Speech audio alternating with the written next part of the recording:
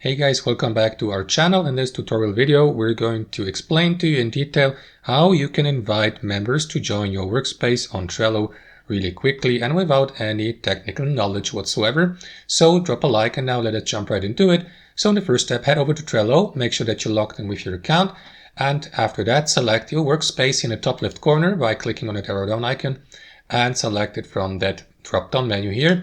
After that, you will be redirected to your workspace overview with all the boards and also the settings. Here you will see the membership section. So what you want to do is click on it, and after that you will be redirected to this menu here. So there are basically two different ways how you can invite someone to join you on Trello, to join your workspace. For example, you may click on that button here to the right, invite with link, to copy a shareable link to your clipboard. So with that link, you will be given the opportunity to invite new members to join your workspace through, for example, or via direct messaging services, emails, or posts on social media. Simply share that link with your contacts, friends, or co-workers or family members so that they may either accept or decline the invitation. And a second option would be to invite new members, for example, via the email address. You may do that by clicking on this button here at the top, invite workspace members.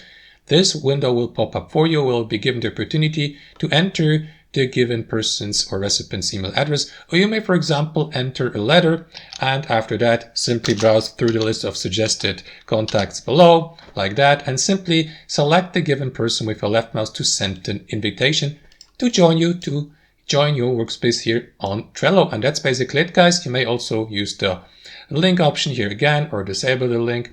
And that's it, guys. I hope you enjoyed this video, got some real value from it, and we'll see you next time on our channel.